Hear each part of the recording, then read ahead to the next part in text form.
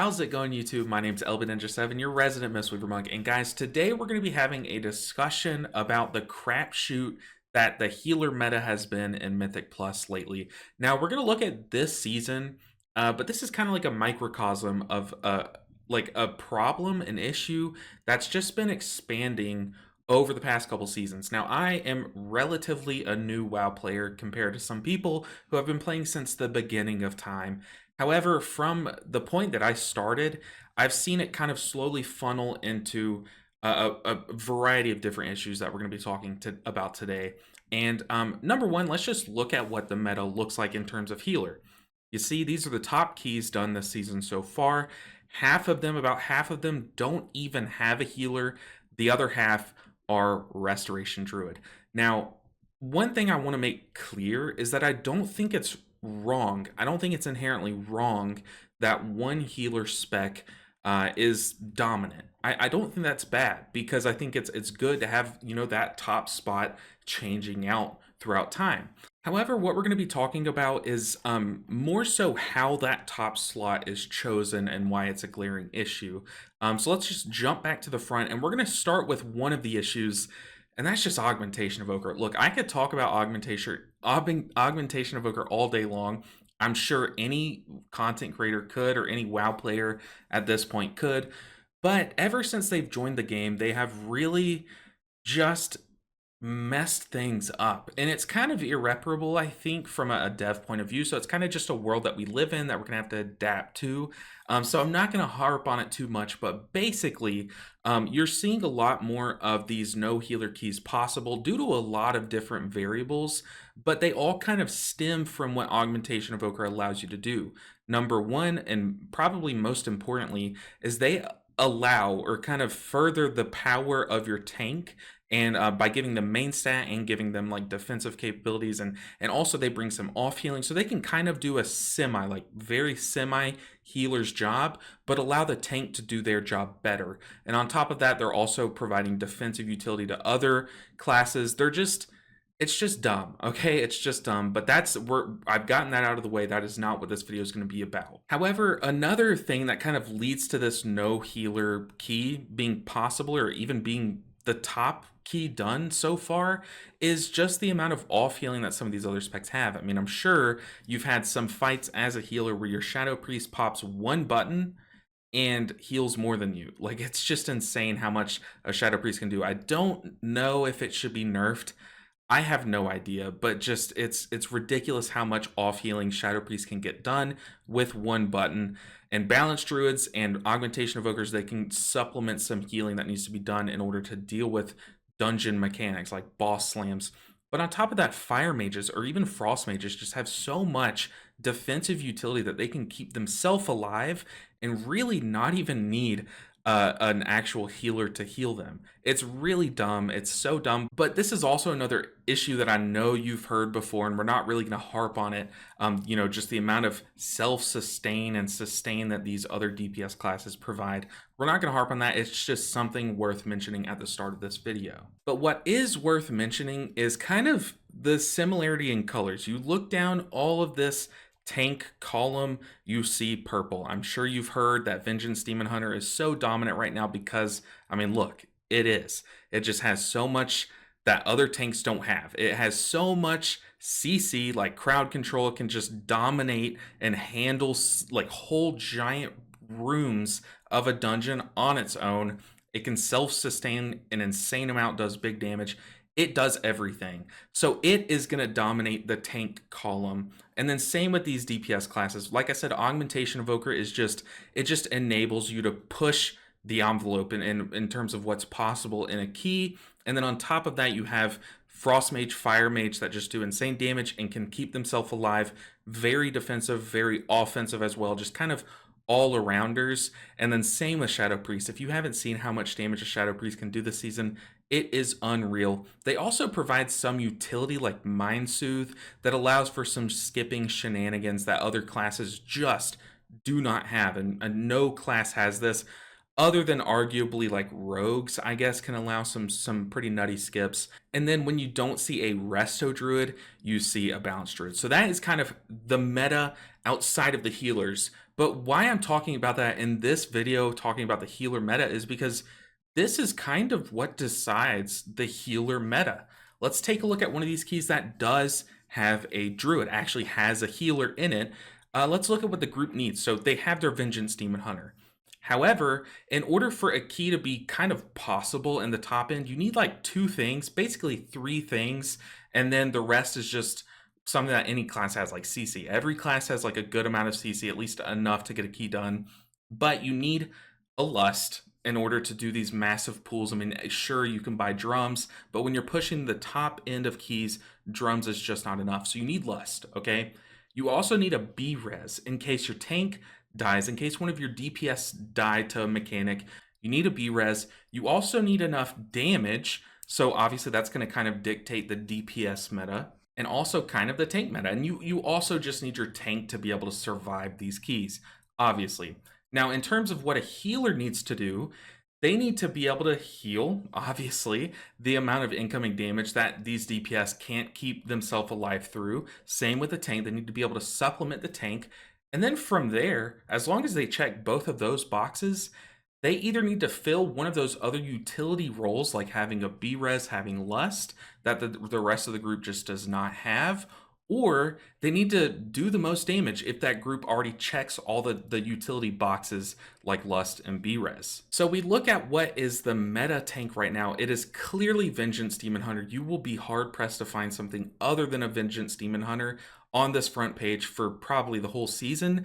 And they don't bring, obviously, lust. No tank brings lust, but they also don't bring a B-res. Now, if this, say, just hypothetically, if this was a pink class, if Prot Paladin was the meta tank, you probably would see less orange in this column. It probably would still be a large dominance from the orange class, from druids in the healer column, but that would allow you more lenience in what you could bring in your healer role, because then you have B-res covered here in the tank column. You could then probably bring the next best class, like a Holy Priest, a Mistweaver monk even. So the point that I'm trying to make is that the healer meta is also kind of determined by the tank meta.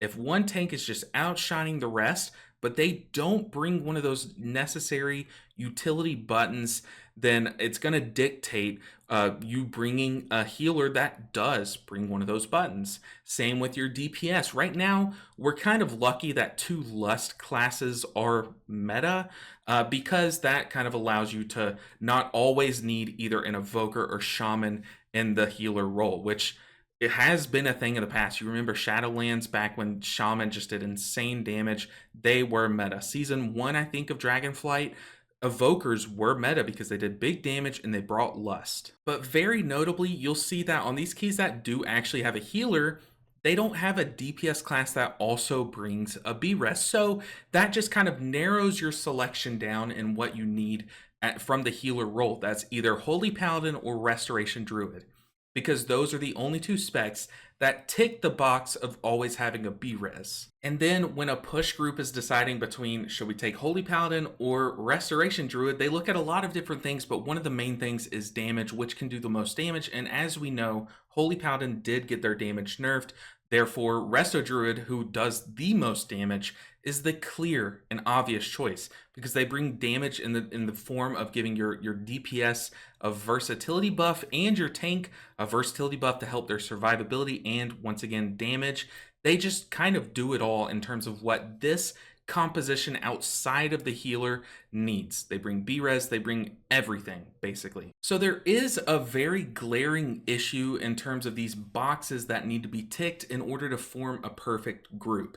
And some people have said that there should be a 6th slot in Mythic Plus, like instead of running in with 5 people, a tank, maybe a healer, either 3 or 4 DPS, you run in with a tank, healer, and 4 DPS, but that's kind of just adding a step. We can simplify that. In my proposition, look, I don't think this is the perfect solution. I don't. But I want this to be a starting point for you guys to discuss down in the comments. Maybe you have a much better solution than I'm going to suggest, But I just want to tell you what I think they could do. And it's kind of going off of something that Limit Maximum has said in one of his podcast episodes. I have no idea which one, but maybe you guys know the one that I'm talking about.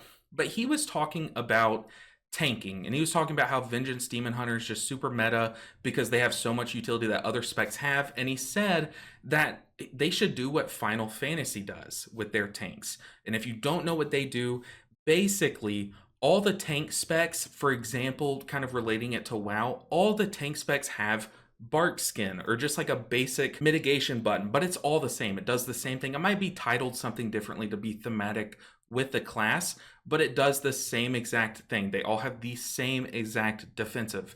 Same with interrupt, they all have the same exact interrupt. Same with self heal, same with taunt. They all have the same exact base kit. It's just titled different things to be thematic. And he was saying that the same could be done in WoW just to make it more like a more even spread across the tanks, kind of level the playing field, give them all the same kind of small utility buttons. And then with the rest of their kit, they can kind of gain their identity and what you would take. But as far as utility, they kind of all bring the same, just in different forms. So I was just cooking the other night and I took this idea and kind of was running with it. Like the gears were turning in my brain. And I thought, how could they apply that to kind of fix some of the issues that we're seeing here? And I think it could be a pretty good idea to do the same thing, not just with tanks, but in terms of those utility buttons. Now, I know it's so easy for us to just say, hey, give monks a battle res or give monks a lust or, something like that to bring a spec that isn't normally brought into keys. I guess this season we are brought into keys quite a bit, but, one of those classes that is not taken into keys, allow them to get a slot in these groups because they bring one of those must-have utility buttons. But what I was thinking about is kind of taking what Max was saying about tanks and just applying it across the board. Give all healers battle res. I mean, it makes sense. We're fighting medics out on the battlefield. Give us all battle res. Give all ranged DPS some sort of bloodlust, I guess, and then give like all melee DPS the short kicks or the short interrupts, maybe more AoE crowd control than their ranged brethren. Across the board, some form of uniform utility. That way you don't find seasons like this where classes are basically only selected based on what boxes they tick in a group. And yeah, this is kind of like a bigger situation because we will talk about just how much damage restoration druids do in the next section of this video, but I want to kind of break it down one section at a time. But if they do that, if they kind of make the utility a lot more uniform across the board, it could open up the meta. I mean, then all of a sudden you'll see Windwalker DPS players getting into these top keys because they just do the most damage in certain keys. And things like that. You'll see different classes get a shot. I mean, even warlocks right now just do slightly less DPS than one of these classes. And the fact that they bring a battle res could get them into one of these groups if the healer slot was different. If for some reason they brought a holy priest in here to give a second PI to the mage, then all of a sudden that could open up one of these slots. It could open up even the augmentation slot to bring in a warlock, bring in a holy priest, then all of a sudden you have your B-res, you have your lust, you have double PI for the warlock and the mage. That could be a sick comp, and you would have B-res covered because you have one, a warlock, and two, you have a healer. And then that could also alleviate this issue here where, you see groups not taking a healer. Yes, balanced druids have B-res just as restoration druids do. But what if they just took that away? What if they made battle res just a healer thing?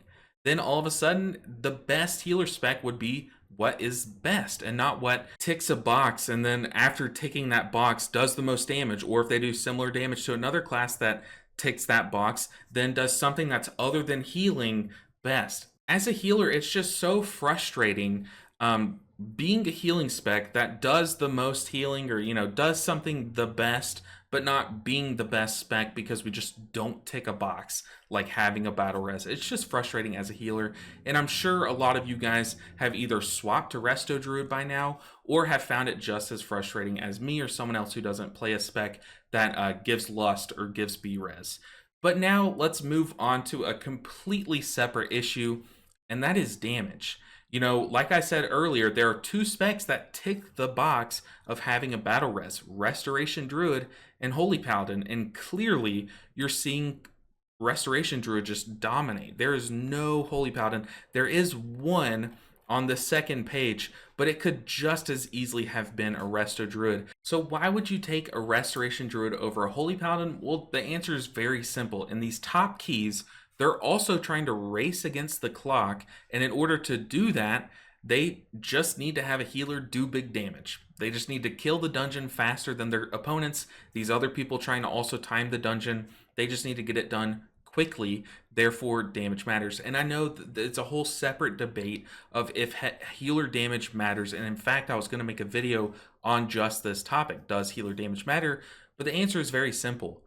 Based on what Mythic Plus is, it's a race versus the clock. Kill this much of a dungeon in this much time.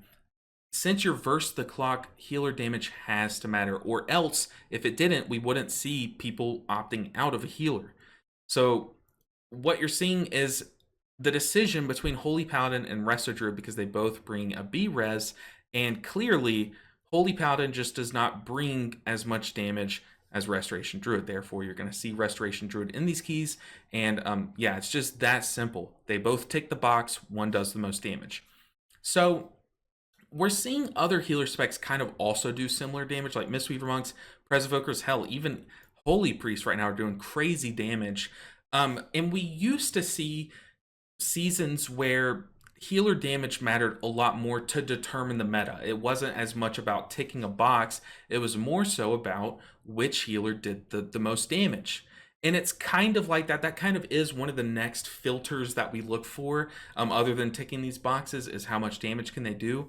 And I just want to touch on this to kind of close out the video.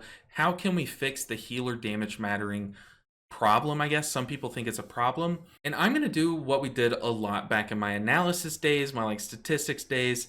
Whenever we were trying to write a proof, we would look at an extreme and then work our way back to a correct answer. And I'm going to propose to you guys an extreme, just like I did with giving all healers B res. I'm going to propose to you guys an extreme of how to fix healer damage mattering in Mythic Plus, or how to kind of make it matter less in Mythic Plus. And then I'll let you guys kind of work back until we find the best answer. What do you guys think? Starting with my proposal, which is the extreme. So right now we live in a world where healer damage matters because, once again, we're blitzing a key versus the clock.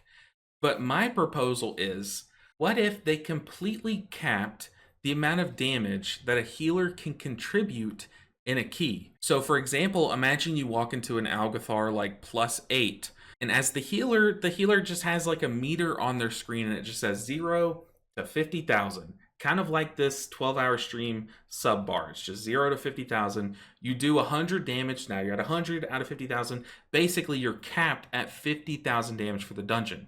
So if you just do spinning crane kick all through the first room, you're going to fill up that meter like halfway, and then by the time you make it to the final boss of a dungeon, you're doing no damage. And like I said, this is an extreme. I know this is a bad solution, but let me go ahead and work one step back. So already there is a flaw. There's a clear flaw with this option. There's two. There's many.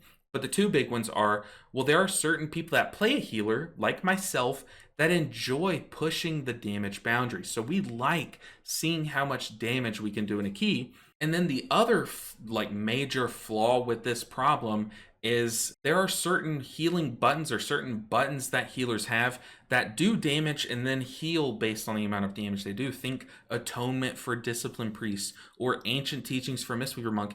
Even Preservation Evoker's Fire Breath kind of has a healing component based on the damage that it does. Therefore, this is a serious flaw, because by the time you run out of that meter, you would be doing actual 0 damage, actual 0 healing with those buttons. However, that could also kind of make you have to game your damage buttons a little bit. You'd have to think ahead. Should I spinning crane kick in this first room, or should I just heal for this first room? And then by the time we get to the final boss, since it's Tyrannical Week, I'll have some Ancient Teachings healings that I can do. That is one way within that first extreme. However, once again, let's take a step closer to the right answer, away from that extreme, and say, well, yes, what if we do have a 0 to 50,000, but that 50,000 isn't the amount of damage that you, the healer, can do. That 50,000 is just the amount of damage that you, the healer, will do that actually does something to the health bar of the enemy. So, for example, say you spinning crane kick in that first room of Algathar Academy, the whole time you do 50,000 damage. That damage actually does damage the enemies. But by the time that you make it to the final boss, you do your damage. It does 50,000. Your Rising Sun Kick does 50,000. Therefore, your Ancient Teachings will heal someone or heal your allies for a total of 75,000. They still get that damage. They still get that healing. But the boss's actual health pool does not go down by 75,000. So that is also another way that they could do it. Or they could just add an extreme cap like 100,000 damage. That way no healer feels left out. I don't know. I think they do need to make some sort of change in terms of how healers, operate in Mythic Plus.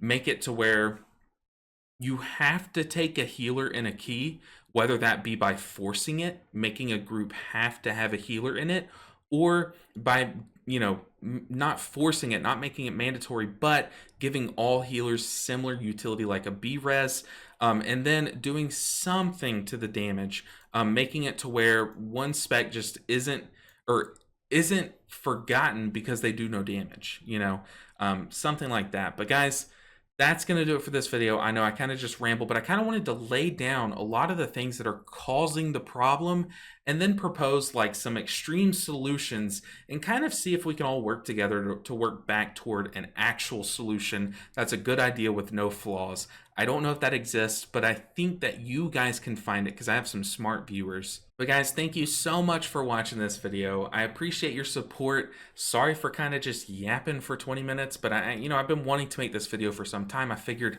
why not now? Something needs to be done in terms of healers. But like I said, that's going to do it for this video. I appreciate your support. I appreciate y'all clicking on this video. And while you're here, while I still have you, make sure and click that like button down below. That way YouTube knows to show it to more people. And hey, maybe a developer catches sight of this video and sees all of your comments, which by the way, while you're down there, make sure and leave those comments, those suggestions down below. And if you want to take another second to support me and support this channel, then check out the description where you'll find, my Discord link, which has all of my weak ores in it. You'll also find a Patreon link, which these guys have clicked on, and they support the channel, and videos like this would not be possible without them. So thank you so much if your name is on the screen. And if you want to see your name alongside these guys, check out that Patreon link down below. But guys, my name's Ninja7. Thank you so much for listening to me. I'm going to go chug some water. I'll talk to you guys in the next video. Until then, take care.